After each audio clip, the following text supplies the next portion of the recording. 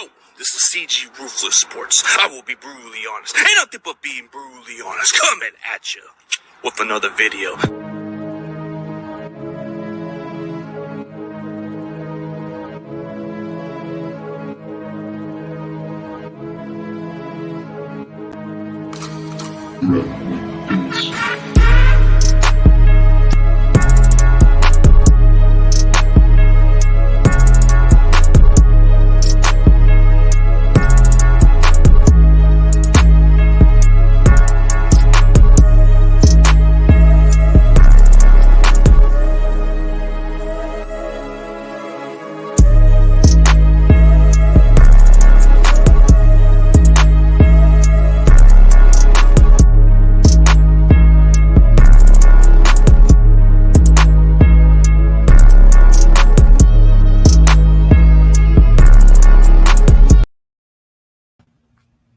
What?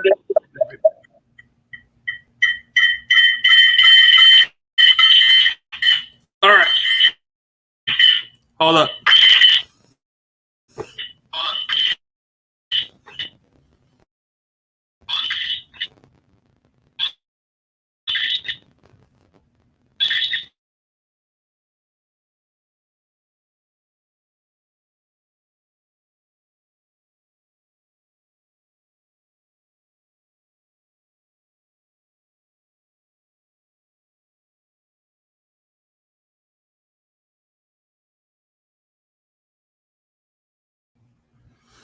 All right. I apologize. So, let's discuss about Spencer Burford. What is there to look forward to? I've said a lot of stuff about him. So, it's pretty much been like the way I said it. You know, I predicted it pretty accurate. I said it wouldn't surprise me if he gets some looks at right guard. And if you think I wasn't correct about it, look up a month ago.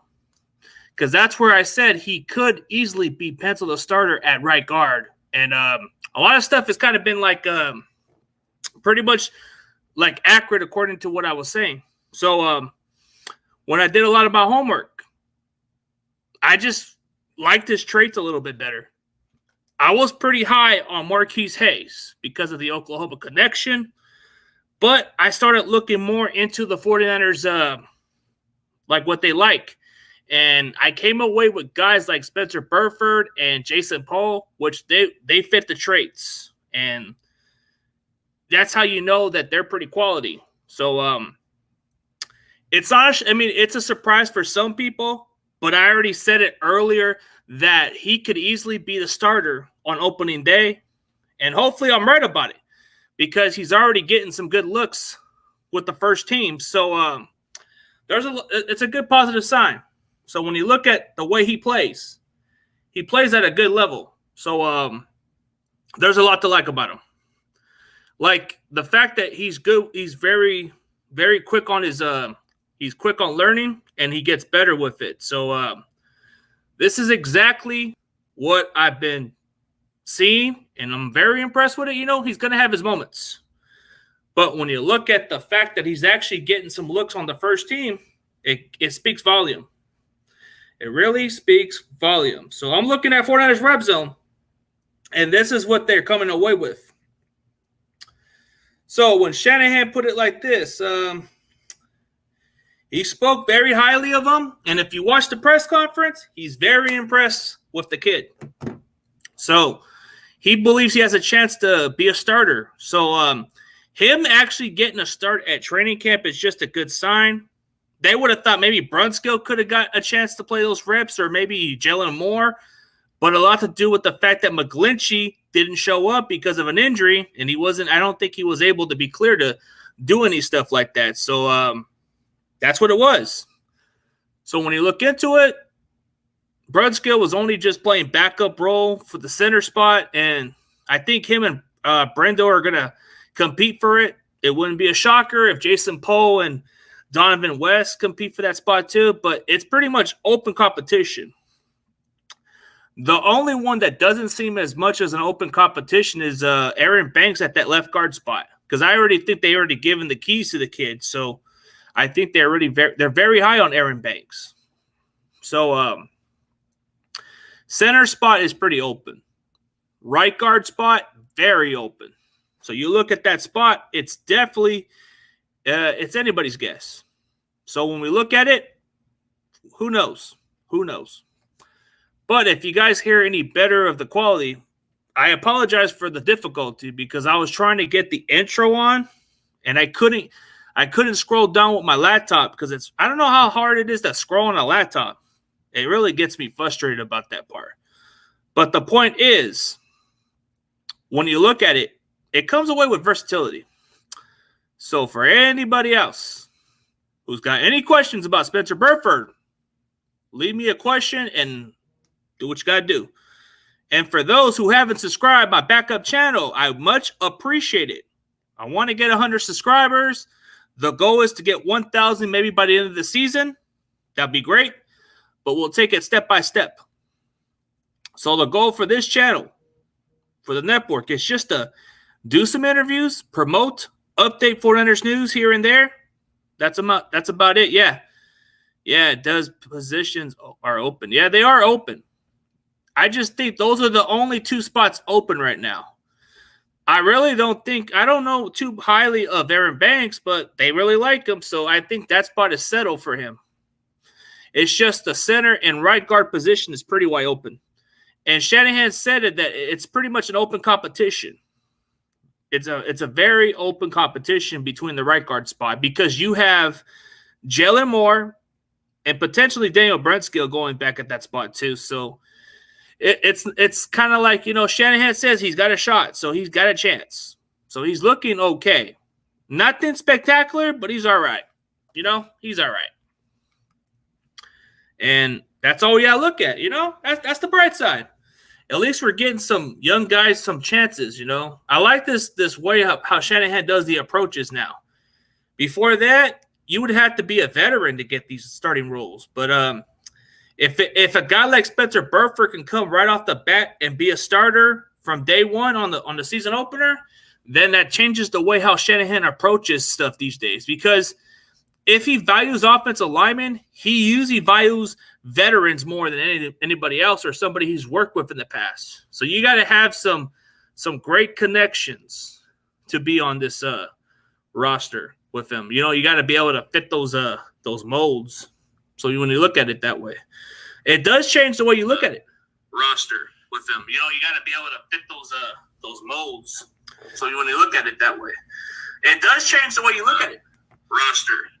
So we'll figure out what goes on from here. But that's pretty much the updates of what I got to say. But if you guys got any more questions, leave some comments, and I'll be glad to answer. On the road to 100 and on the road to 4K on this main channel. If I can get 4,000 by the end of the season, that'll be great. I'm working on every bit of the channel, so it's just a work in progress. But if you guys have any more questions about Spencer Burford, I'll be glad to give you my answers about him. But if not, it's all good. I was only going to come in for a quick update and come away with what I saw. If you guys want to, I'll probably just put in the press conference part, and I'll show you what Shanahan said about Burford. And then maybe you guys come away impressed. So Kyle Shanahan, I want to look at Kyle Shanahan. I want to show you the press conference and then show you what he said and then see what he says here. So this was 5 hours ago of the press conference for him. So if you guys want to hear it, it's up to you. What's the song? It's up to y'all. So we'll see about it.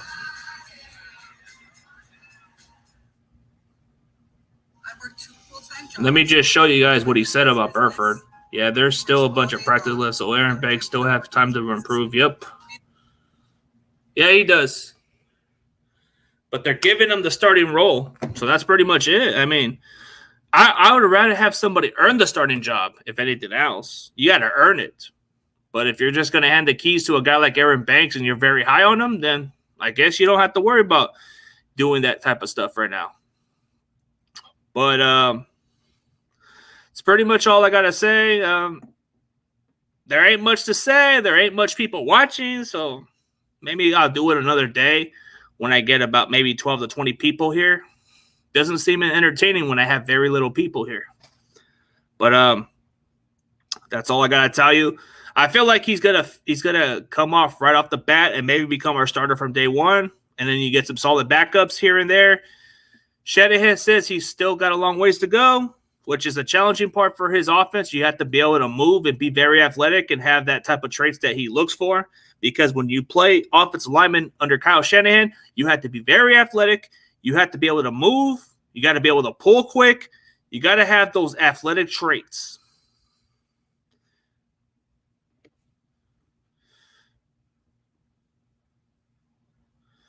Yeah, that's what I would say. I mean, I don't know what Aaron Banks has earned, but they're very high on him, just like how we feel about Trey Lance. So maybe there's something there they like about him. So, yeah, I'm with you on that one. I'd rather him earn it personally, but if the coaching staff really likes him and they're just going to give him the job, then so be it. I just hope it doesn't backfire us when we just give starting jobs to anybody.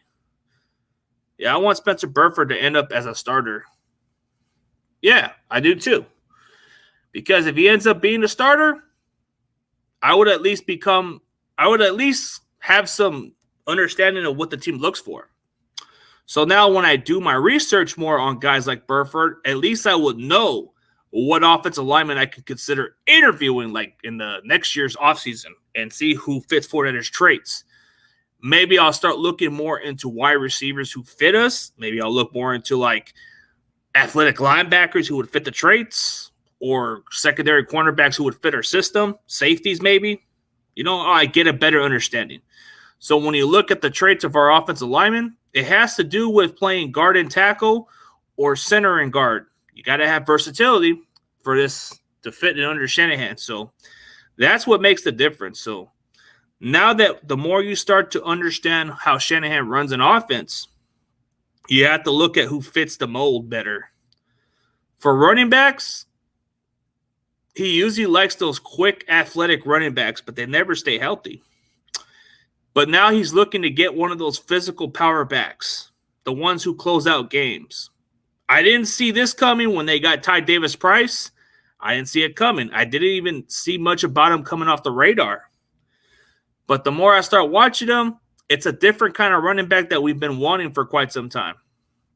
Troy Sermon is kind of like a all-around purpose back too, but he's not like your typical physical back, He's not the kind of running back that will at least get you. I mean, he'll get you the big amount of yards too, but he won't be like the closer, kind of like, you're going to want that one running back that closes out games. You're going to want somebody like a Marshawn Lynch. You're going to want somebody like a Frank Gore who wins you the big games with the big runs.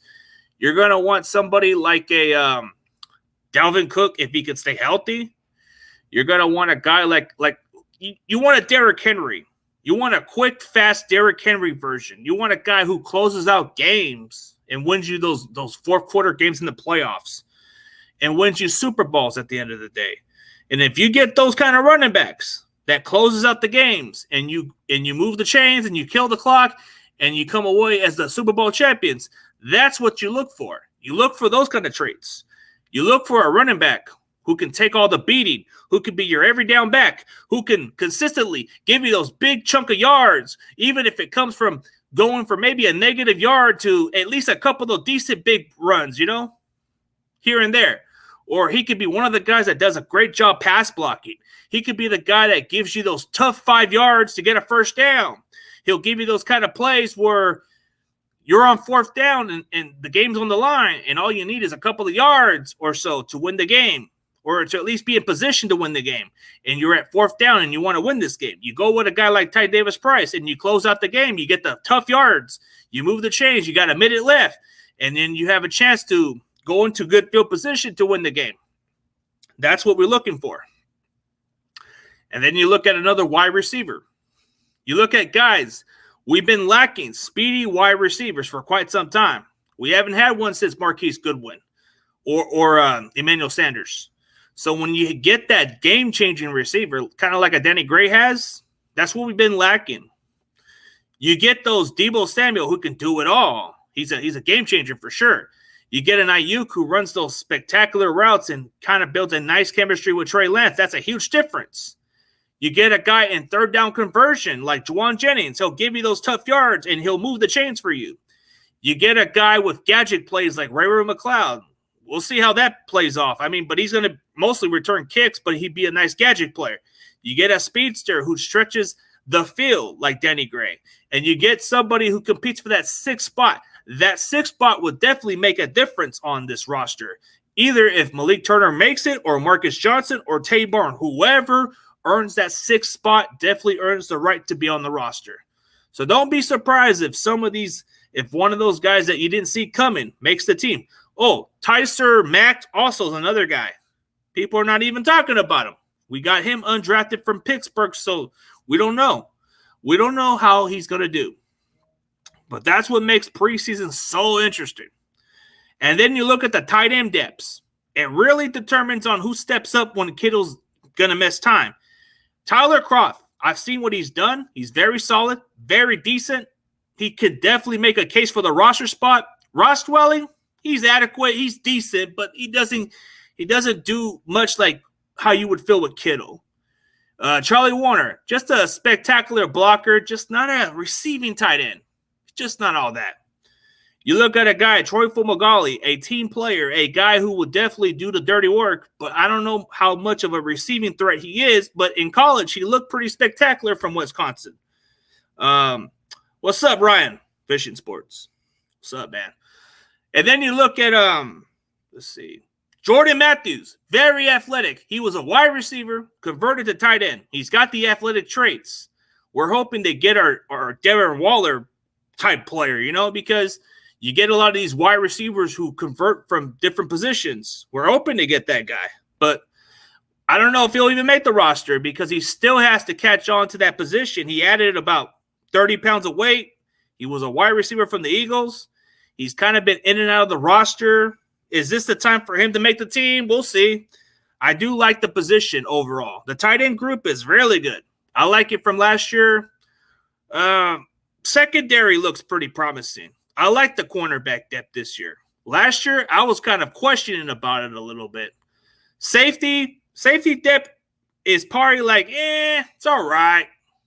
You got Jimmy Ward and Hufanga, but who are the next guys? Who are the next guys to step in?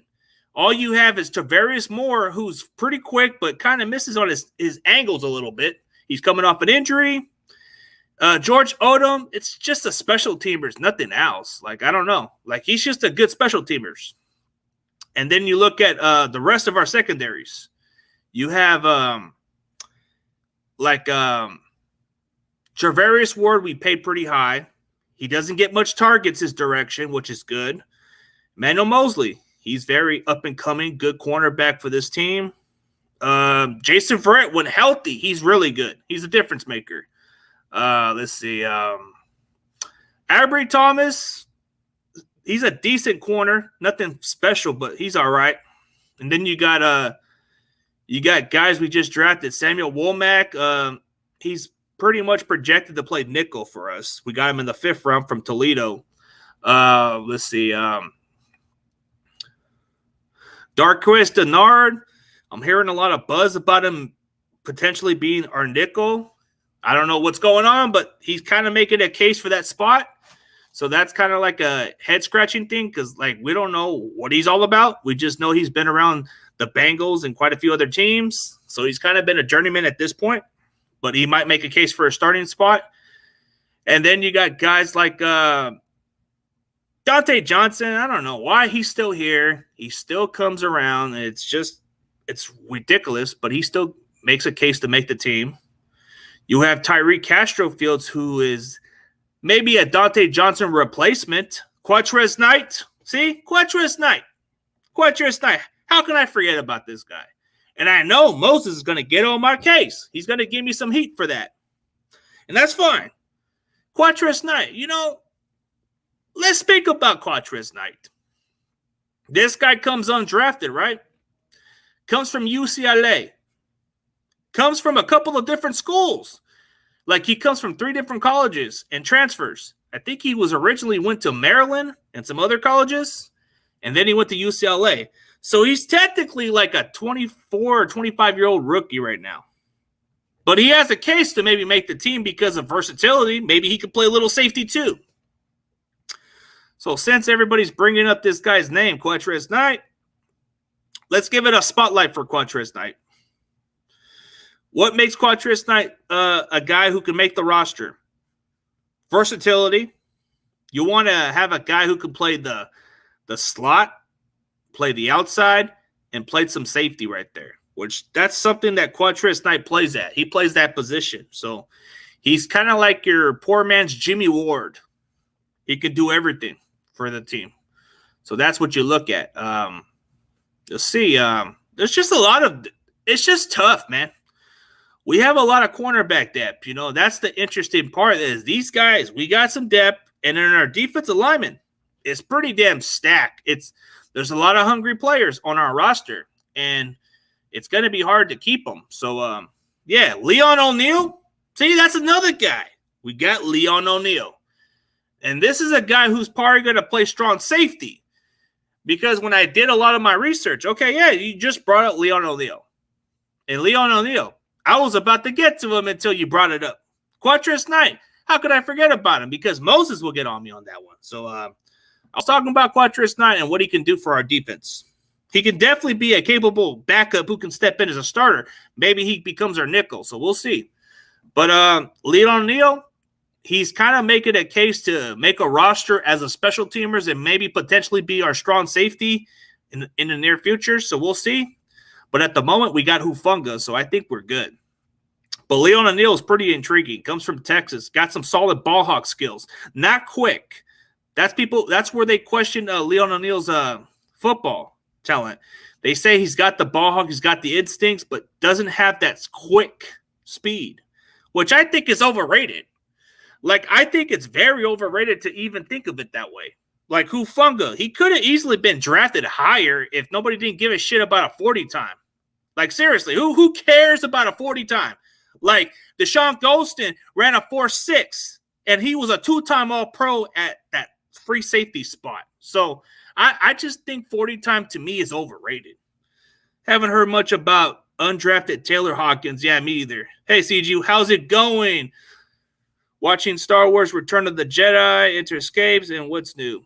Oh, yeah, that's cool, man. Must be cool to watch Star Wars, I guess. Just chilling, doing some updates on the Spencer Burford and quite a few other updates right now. Speaking of that crazy juice, Taylor Hawkins, undrafted from San Diego State. I haven't heard much about him either. I've heard a lot of like the reason why we picked him up is because he's got some solid skill set. He can play outside. When he played at San Diego State, I watched a little bit of film because 49ers Breakdown was showing me a couple of films of this kid. He's got some good skill set. But I don't know. It'd be hard for him to make the team. So we'll see about it. That's why I feel this depth chart is pretty deep this year. Last year, it wasn't all that for us, Cornerback to me was concerning. Wide receiver last year was concerning because I wasn't sure. I only felt confident with the 3 receivers we had last year. The rest of them were I don't know. Tight end group, I was I don't know. This year, I'm this year, I'm looking into it, and I'm kind of thinking, it's interesting. Oh, yeah, I did talk about him earlier. I talked about how the center spot is very wide open because you have 4 guys competing for it. So, Donovan West, since you want to bring that up, he is kind of like our top paid undrafted free agent. So, I don't know. He's definitely a guy that everybody's praising about. He comes from Arizona State.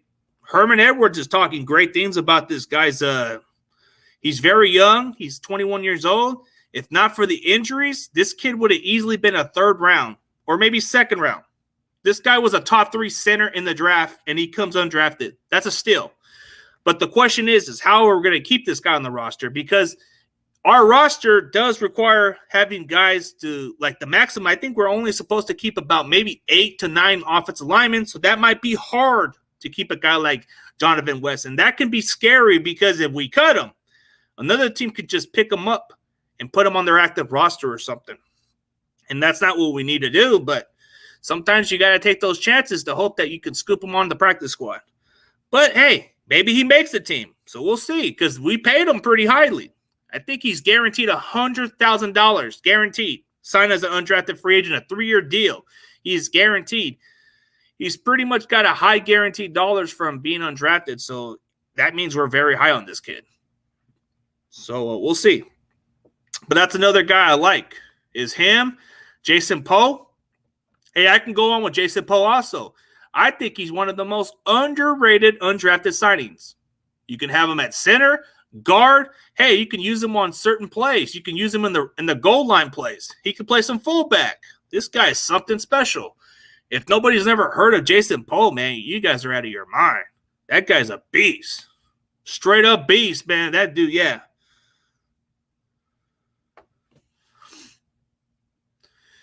Yep, there's a lot of teams looking for a center, and Bucks had an injury to their center. Yep, Ryan Jensen injured himself, so I'm hearing about that too. So, yeah, that's what I'm saying. That's going to be concerning for us because Donovan West was a top 3 center in the draft. You get him undrafted is a steal. It's a steal. Like who can get a guy who comes a top 3? Top 3 interior line. Like, you don't get guys that are top 3 go undrafted. It's just rare. Like, when I looked at the centers in the draft, I've only had 2 centers ahead of Donovan West. Before that, there was just quite a few good ones. But there was quite a few different ones I liked. Yeah, there's going to be a lot of teams that look for centers at this point. But, Rudy, what's up, man? I saw your stream earlier. I think I seen it like last night or the other day. Yeah, positions are going to be wide open. So, I don't know why you got to give the job to somebody like Aaron Banks, but if he's pretty much earning the trust of the coaching staff, then so be it. We'll see about it. Man, nice, beautiful day. Had a good workout, so I had to go all the way to the bank, go to the gym for a little bit, and then just a little tired, so it's cool. But updates are looking promising, Little practice here and there. The defense looking outstanding, so when you have a top 5 defense, of course you're going to make anybody look bad. So it's not going to be shocking that we're going to make certain other top offense look like afterthoughts. I mean, dude, for all I know, it wouldn't shock me if we make Russell Wilson look like an afterthought. Don't be surprised if we make Denver's offense look like shit. Because our defense is pretty good. I mean, Chicago, they just have everything, yeah.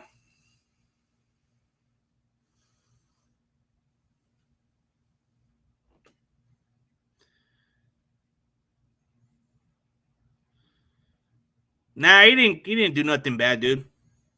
I disagree, man. Man, dude, what is it with these videos, bro? It's just one little viral. Everybody's like making it sound like a big deal. Why not you do some other videos of Raiders and damn Cowboys? Maybe I'll start being a big fan of yours, bro. But you keep trashing my Niners every damn time, bro. Why not you trash Derek Carr and the rest of those other teams? That would be good for your content just to get those other fans on your case. But you like building off your channel off of our fan base. You like that. That's why you grow your channel, because you want to be a part of our business. That's what I can say.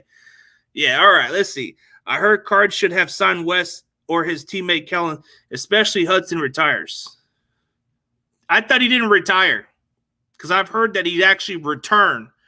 He returned, like he was informed to return. Yeah, it's early, no biggie, but still. Nah, you like to have your little fun. I get it, man. I get it, man. Yeah. Hey, you know what? What's so good about Rudy? Rudy is just capitalizing, man. You got to give him his credit, man. Some people may say, what is a Rams fan doing on the 49ers channel, bro? He's fucking having fun. He don't give a shit what team you are, He comes as a Rams fan, and everybody's all annoyed by this guy. I feel like this guy, yeah.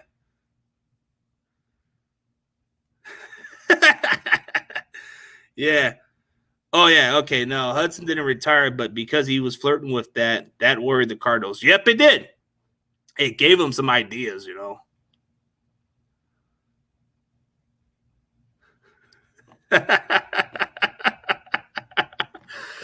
Ah, man, it's going to be funny. Yeah, it's kind of hard. That's what it was with us when it had to do with Alex Mack. There was questions that maybe he could return also, and it didn't make us worry for a bit until he actually retired. And then we're like saying, hey, what the heck are we supposed to do? Oh, we got this kid, Brendo. Oh, yeah, we got this guy. We cut him. We cut him in and out. How's he going to make a difference? Oh, we got a couple. Yeah, we got a couple of dudes. There's just, I don't know. It's going to be tough, especially with Alex Mack. Brunskill's pretty much like our own guy with the experience. He has the advantage, but I don't really like him at center personally. I think he's better at the guard spot, if I'm being honest. Like Daniel Brunskill, he can be probably one of the worst linemen when it comes to our interior offensive lineman. But when he plays Aaron Donald, he looks like a fucking Hall of Famer out there. I don't know why I don't know why Aaron Donald makes him look like a fucking Pro Bowler out there. Like anybody that's never heard of Daniel Brunskill, but when they watch him against the Rams, they're like saying, man, who was number 60 pushing on Aaron Donald like that? That's just how we make. Dude, it's like Brunskill can look like garbage those weeks, and then he's all right with me. Now he's good with me. That's why I gave him a ranch so he doesn't get timeout. Because I know there's quite a few other people who will time him out. And I'm just keeping it like safe with him. So, don't want people to timeout, but Rudy is a target for all the fan base. Any of my followers, like Tommy and the rest of the guys, they may say something to Rudy. They may say, let's time out this dude. Yeah, I cut a born in East LA intro for my life, but it might be a little racy. Yeah, this guy's something else, man. See, the thing that makes Rudy what makes Rudy more interesting is some people they're still thinking that he's a closet Niner fan, but he's not. I think he just does it to troll. I think, like, out of anybody else that's watched Rudy, bro, he does it for purpose to plug his channel. Like, come on. If you want to grow a channel and you want to at least be a top, yeah. Now, he doesn't push me too far. I mean, Rudy's good with me. Now, he doesn't push too far. He's a bit of all right with me. I got tough skin with people like him. Rudy's just like, Rudy's all right with me. That man deserves a ranch so nobody times him out. Because I know there's going to be people timing out Rudy, so that's why I gave him a ranch. I'm protecting him. Just like I'm protecting him from getting time out from other people. Yeah, I caught half of what you're saying about Aaron Banks. You like him or no? Aaron Banks, he's all right. He's not your typical, like, system fit. He's more like a power guy.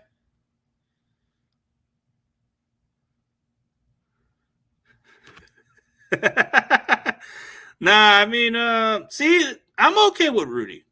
I'm fine with him. I actually like Rudy better. I mean, I like the scout guy too. Everybody hates the scout guy, but he's cool with me. Some of our community don't like Rudy, but I do. They call him Rudy Fruity. Nah. He's the chalk zone. He likes to chalk up some facts. Yeah. Hey, Paul Rodriguez was wearing a Rams cap. The scene of a comedian, Paul Rodriguez, wearing a Rams cap, looking at the Playboy channel, but I put my channel on the TV screen. What? I want to check that out. Oh, that comedian dude's funny. Yeah. Well, his lambs better be. Oh, man. See, hey, with Rudy, you gotta have some comedy with people like Rudy. Yeah. Oh yeah, he's from East LA. I think he's talking about born in East LA, but I think he's from Riverside. I don't know if it's true. Nah, I think he was talking about like a scene in East LA. No, that's just like a video intro. He did like a little intro video of it or something. I don't think he was born. I don't even know if he's born in East LA, but he's an original. He's one of those original OG Rams fans from LA.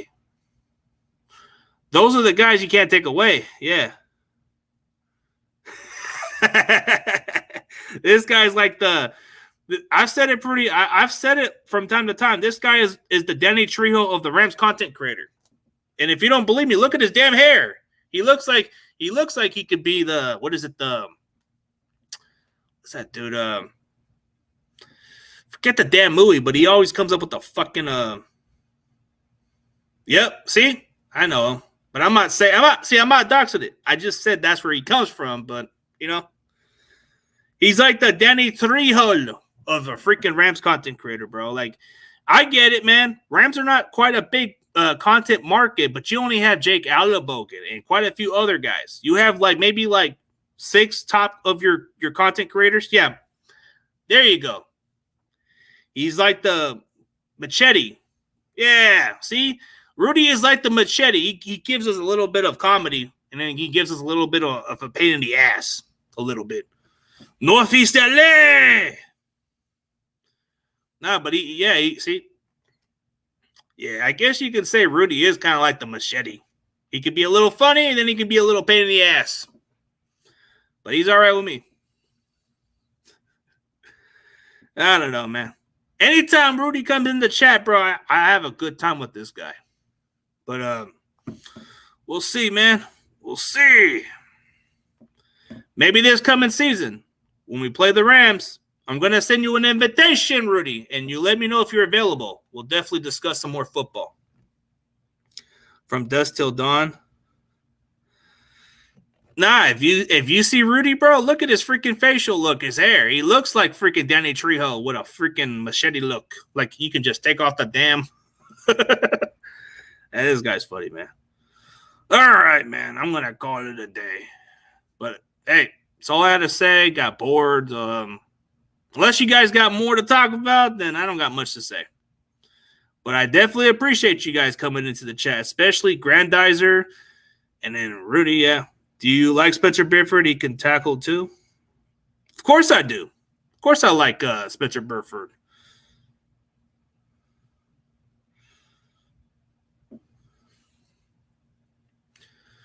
Yeah, I like him. I did a lot of my homework on the guy. I interviewed him on my show. He was a good dude. He could play tackle and guard, so versatility is very important. So I do like him. I like his skill set. I like the way he plays the game. I like his attitude. His attitude stands out. Adam Schefter posted the top players' merch sales. Rams have 3 in top 6. I wouldn't disagree. I wouldn't disagree on that because you guys won the Super Bowl. Of course it's going to be a top merch, especially Aaron Donald. I think Aaron Donald's been in the top merch sales. Stafford when he was with the Lions, he wasn't quite at top selling. But when he went to the Rams, he became a top market for sure. Cup, yeah, I would make a case. Yeah, I wouldn't disagree on it. So I guess the way you put your market perspective, Stafford wasn't a top market in Detroit. He wasn't top selling. But when he went to the LA Rams, it went into top merch sales. So it shows that you don't need to play at Detroit. If you play at Detroit, your market sucks. No disrespect to Barry Sanders, no disrespect to Calvin Johnson, but you didn't have no top merch sales in Detroit. Detroit was doing you wrong. Yeah.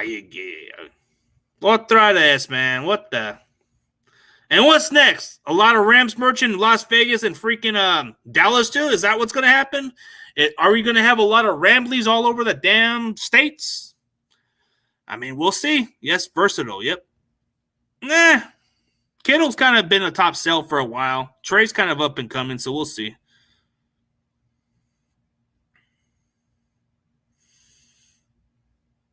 Yep, pretty much. But hey, have a good day, guys. I'm going to call it a day. See you guys later. Peace.